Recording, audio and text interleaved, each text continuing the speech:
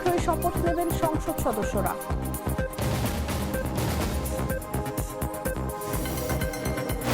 নির্বাচনে বিপুল সংখ্যাগরিষ্ঠতা নিয়ে জয়লাভ বিএনপির, তারেক রহমানকে প্রধান উপদেষ্টার অভিনন্দন। সংসদ নেই, স্পিকার নেই, তবুও গঠিত হতে যাচ্ছে নতুন সরকার, সংবিধানের দুটি বিকল্প পথে আসা। ইরানে ক্ষমতার পরিবর্তনই হবে সবচেয়ে ভালো বিষয়, মন্তব্য ট্রাম্পের। মধ্যপ্রাচ্যে দ্বিতীয় বিমানবাহী রণতরী পাঠানোর সম্ভাবনা। এবং 15 ফেব্রুয়ারি টি-20 বিশ্বকাপে মুখোমুখি হবে চিরপ্রতিদ্বন্দ্বী দুই দল। বৃষ্টিতে ভেস্তে যাওয়ার শঙ্কা ভারত পাকিস্তান মহারণ।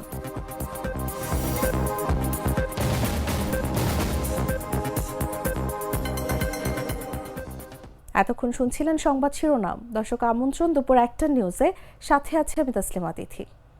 বদলে ফেলেছি, এবার আপনিও বদলে ফেলুন। একবার প্রাণ গুঁড়া মশলা ব্যবহার করেই দেখুন। চলে যাচ্ছি পুরো খবরে। নির্বাচনী আনুষ্ঠানিকতার শেষ ধাপও সম্পন্ন হলো। ত্রয়োদশ জাতীয় সংসদ নির্বাচন একই দিনে অনুষ্ঠিত গণভোটের চূড়ান্ত ফলাফল গেজেট আকারে প্রকাশ করেছে নির্বাচন কমিশন। এই গেজেট প্রকাশের মধ্য দিয়ে 297টি সংসদীয় আসনের ফলাফল আনুষ্ঠানিক স্বীকৃতি পেল। শীঘ্রই শপথ নেবেন সংসদ সদস্যরা। জাতীয় সংসদ নির্বাচনে নবনির্বাচিত 297 সংসদ সদস্যদের গেজেট প্রকাশ করেছে নির্বাচন কমিশন। শুক্রবার দিবাগত রাতে নির্বাচন কমিশনের সিনিয়র সচিব আক্তার আহমেদ স্বাক্ষরিত এই গেজেট প্রকাশ করা হয়। বৃহস্পতিবার ত্রয়োদশ জাতীয় সংসদ নির্বাচন ও গণভোট অনুষ্ঠিত হয়। 300টি সংসদীয় আসনের মধ্যে 299টিতে ভোট অনুষ্ঠিত হয়, তবে 2টি আসনে ফলাফল স্থগিত রাখে কমিশন। শুক্রবার দুপুরে নির্বাচন কমিশন 297 আসনের চূড়ান্ত ফলাফল ঘোষণা করে। এবার আনুষ্ঠানিকতা শেষে 297 আসনের গেজেট ঘোষণা করল ইসি। এদিকে ত্রয়োদশ জাতীয় সংসদ নির্বাচনের সঙ্গে অনুষ্ঠিত গণভোটেরও গেজেট প্রকাশ করেছে ইসি। ত্রয়োদশ জাতীয় সংসদ নির্বাচনে বিপুল সংখ্যাগরিষ্ঠতা নিয়ে জয়লাভ করায় বিএনপি চেয়ারম্যান তারেক রহমানকে শুভেচ্ছা ও অভিনন্দন জানিয়েছেন প্রধান উপদেষ্টা অধ্যাপক মোহাম্মদ ইউনূস। শনিবার এক বার্তায় তারেক রহমানকে শুভেচ্ছা জানান প্রধান উপদেষ্টা। প্রধান উপদেষ্টার জ্যেষ্ঠ সহকারী প্রেস সচিব ফয়েজ আহমেদ এই তথ্য জানান।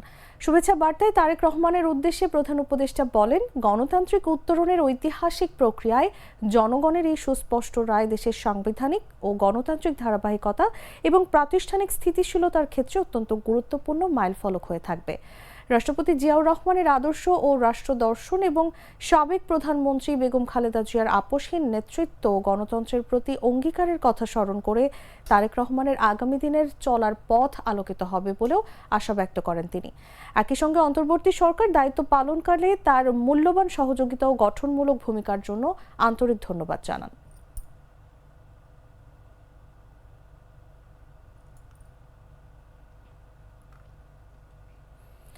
ত্রয়োদশ জাতীয় সংসদ নির্বাচনে বিরোধী দল বাংলাদেশ জামায়াত ইসলামীর রেকর্ড 65টি আসন জয় করে দেশের রাজনৈতিক মানচিত্রে নিজের প্রভাব শক্তিশালী করেছে। নির্বাচনে বিএনপি 112 আসন, জাতীয় নাগরিক পার্টি 6 আসন এবং স্বতন্ত্র প্রার্থী 6 জন জয়ী হন। বিশ্লেষকরা বলছেন, জামায়াতের এই রেকর্ড অর্জন শুধুমাত্র একটি নির্বাচনী জয় নয়, এটি তাদের দীর্ঘমেয়াদী রাজনৈতিক প্রস্তুতি ও জনমত অনুসরণের ফল। বিরোধী দলের এই শক্তিশালী অবস্থান আগামী দিনে দেশের রাজনৈতিক কৌশল, সরকারের নীতি প্রণয়ন এবং আঞ্চলিক রাজনৈতিক ভারসাম্যে গুরুত্বপূর্ণ ভূমিকা রাখবে। আমরা আপনাদের মাধ্যমে প্রিয় দেশবাসীকে প্রথমে ধন্যবাদ জানাই। বাংলাদেশের ত্রয়োদশ জাতীয় সংসদ নির্বাচনে ইতিহাস গড়েছে বাংলাদেশ জামায়াত ইসলামী। বিরোধী অবস্থান থাকা সত্ত্বেও দলটি রেকর্ড সংখ্যক আসন অর্জন করেছে, যা দেশের রাজনৈতিক মানচিত্রে তাদের প্রভাবকে নতুন উচ্চতায় নিয়ে যাচ্ছে।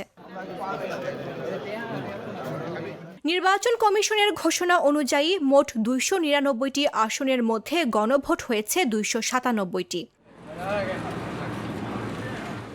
আদালতের আদেশে চট্টগ্রাম 2 ও চট্টগ্রাম 4 আসনের ফলাফল স্থগিত আছে। ফলে এই দুটি আসন পরে ঘোষণা করা হবে।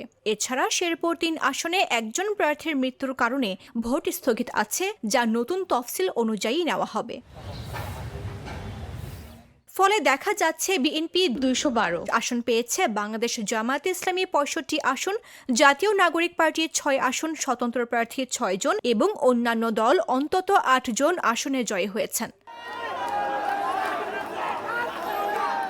59.44% ভোট পড়েছে সারা দেশে, যা নির্বাচনের ব্যাপক অংশগ্রহণের ইঙ্গিত দিচ্ছে। বিশ্লেষকরা বলছেন, জামায়াতের এই রেকর্ড অর্জন শুধুমাত্র একটি নির্বাচনী জয় নয়, এটি তাদের দীর্ঘমেয়াদী রাজনৈতিক প্রস্তুতি ও জনমত অনুসরণের ফল।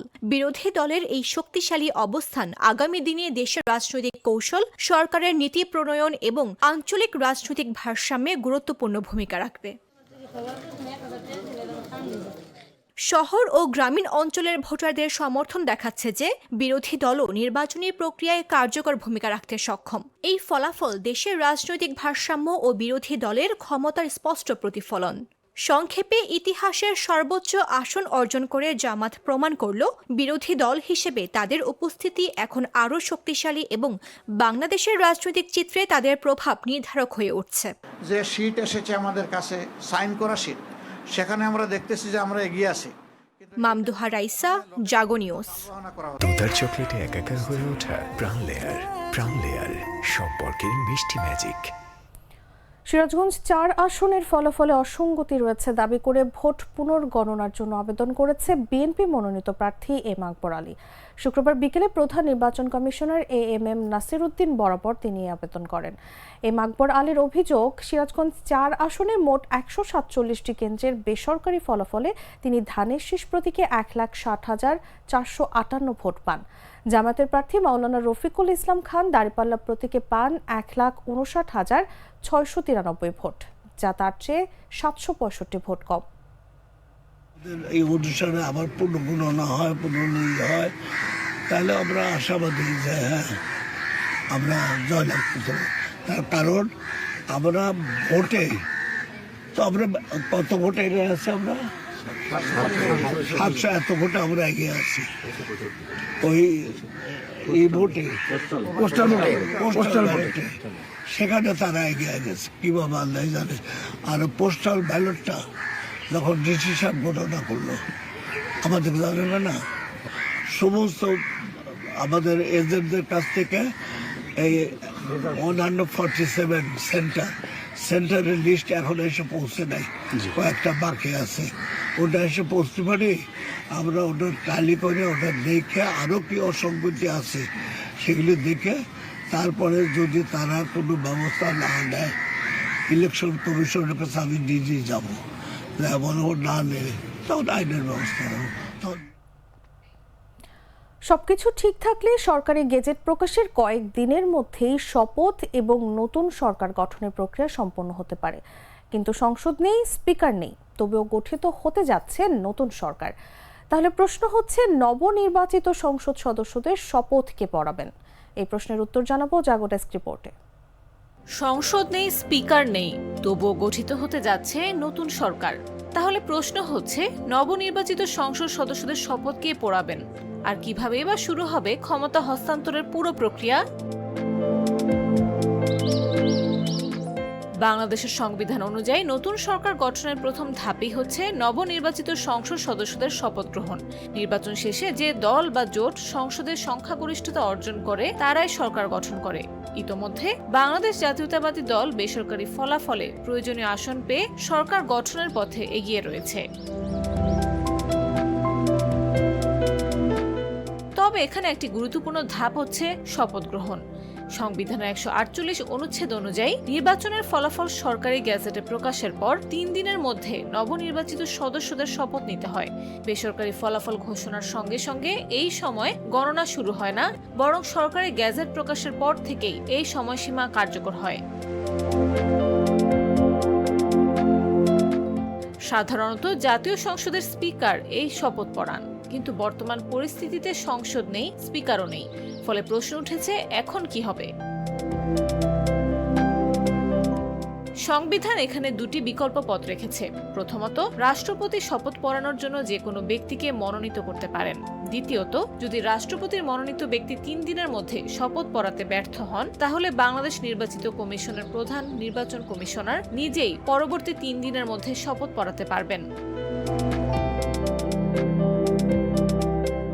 আইন উপদেষ্টা আসিফ নজরুল জানিয়েছেন, সরকার দ্রুত ক্ষমতা হস্তান্তর করতে চায়। প্রয়োজনে রাষ্ট্রপতি মনোনীত ব্যক্তি যেমন প্রধান বিচারপতি শপথ পড়াতে পারেন, আর সেটি সম্ভব না হলে প্রধান নির্বাচন কমিশনারই এই দায়িত্ব পালন করবেন। সবকিছু ঠিক থাকলে সরকারি গ্যাজেট প্রকাশের কয়েকদিনের মধ্যেই শপথ এবং নতুন সরকার গঠনের প্রক্রিয়া সম্পন্ন হতে পারে। অর্থাৎ সংসদ বা স্পিকার না থাকলেও সংবিধান অনুযায়ী ক্ষমতা হস্তান্তরের পথ পুরোপুরি পরিষ্কার। নিউজ ডেস্ক, জাগো নিউজ। বাছাইকৃত লাল সরিষার দানা থেকে তৈরি হয় প্রাণ সরিষার তেল, আসল ঝাঁঝে আসল স্বাদে। জানাবো আন্তর্জাতিক সংবাদ।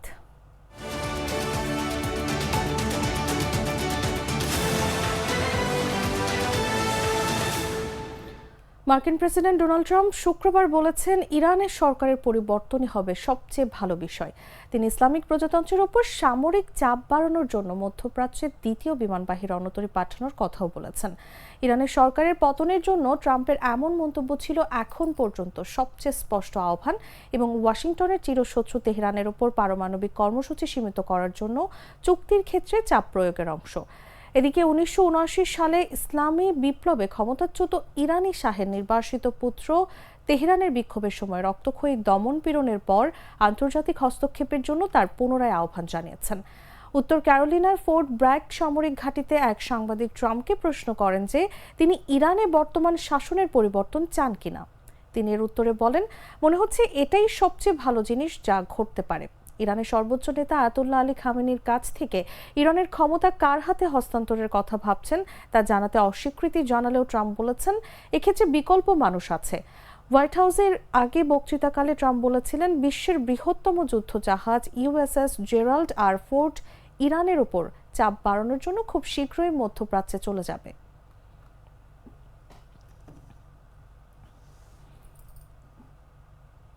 সংবাদ শেষ করব খেলার খবর জানিয়ে।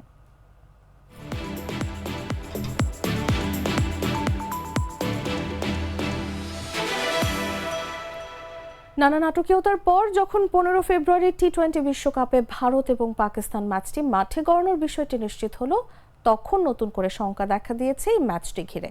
এবার সমস্যাটা প্রাকৃতিক। 15 ফেব্রুয়ারি কলম্বোর আর প্রেমাদাসা স্টেডিয়ামে ম্যাচটি অনুষ্ঠিত হওয়ার কথা, কিন্তু আবহাওয়ার পূর্বাভাস বলছে কলম্বোয় সেদিন তুমুল বৃষ্টি হতে পারে, যার ফলে টি-20 বিশ্বকাপে বহুল প্রতীক্ষিত ভারত পাকিস্তান ম্যাচকে ঘিরে বাড়ছে অনিশ্চয়তা।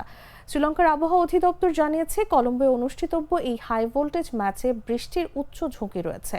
রোববার স্থানীয় সময় সন্ধ্যা 7টা আর প্রেমাদাসা স্টেডিয়ামে ম্যাচটি শুরু হওয়ার কথা। তবে শ্রীলঙ্কা আবহাওয়া বিভাগ জানিয়েছে, বঙ্গোপসাগরের সৃষ্ট একটি লঘুচাপের প্রভাবে কলম্বো ও আশপাশের এলাকায় বৃষ্টির সম্ভাবনা বেড়েছে, যা ম্যাচের সূচিতে প্রভাব ফেলতে পারে। আবহাওয়ার পূর্বাভাস অনুযায়ী দিনভর তাপমাত্রা 30 থেকে 31 ডিগ্রি সেলসিয়াসের মধ্যে থাকতে পারে এবং আবহাওয়া থাকবে গরম ও আর্দ্র। বিকেল থেকে বজ্রসহ বিক্ষিপ্ত বৃষ্টির সম্ভাবনা রয়েছে, যেখানে বৃষ্টির সম্ভাবনা 50 থেকে 70%। কিন্তু আবহাওয়া মডেল ইঙ্গিত দিচ্ছে ম্যাচ শুরুর আগে ভারী বজ্রবৃষ্টি হতে পারে, ফলে টস বিলম্বিত হওয়া বা ম্যাচ সংক্ষিপ্ত হওয়ার আশঙ্কা রয়েছে। তবে রাত 8টার পর আবহাওয়ার কিছুটা উন্নতির সম্ভাবনা থাকলেও বিচ্ছিন্ন বৃষ্টির আশঙ্কা পুরো রাত জুড়েই থাকতে পারে। এদিকে আর প্রেমাদাসা স্টেডিয়ামের আধুনিক ড্রেনেজ ব্যবস্থা আয়োজকদের কিছুটা স্বস্তি দিচ্ছে।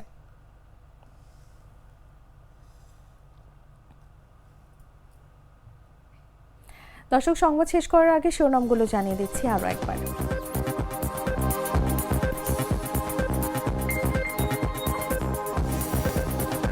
নির্বাচিত সংসদ সদস্যদের ও গণভোটের গেজেট প্রকাশ, শীঘ্রই শপথ নেবেন সংসদ সদস্যরা।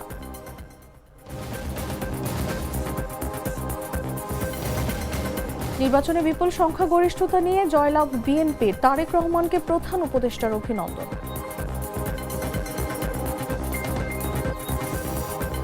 সংসদ নেই, স্পিকার নেই, তবুও গঠিত হতে যাচ্ছে নতুন সরকার, সংবিধানের দুটি বিকল্প পথে আসা। ইরানি ক্ষমতার পরিবর্তনই হবে সবচেয়ে ভালো বিষয়, মন্তব্য ট্রাম্পের। মধ্যপ্রাচ্যে দ্বিতীয় বিমানবাহী রণতরী পাঠানোর সম্ভাবনা। এবং 15 ফেব্রুয়ারি টি-20 বিশ্বকাপে মুখোমুখি হবে চিরপ্রতিদ্বন্দ্বী দুই দল, বৃষ্টিতে ভেস্তে যাওয়ার শঙ্কা ভারত পাকিস্তান মহারণ।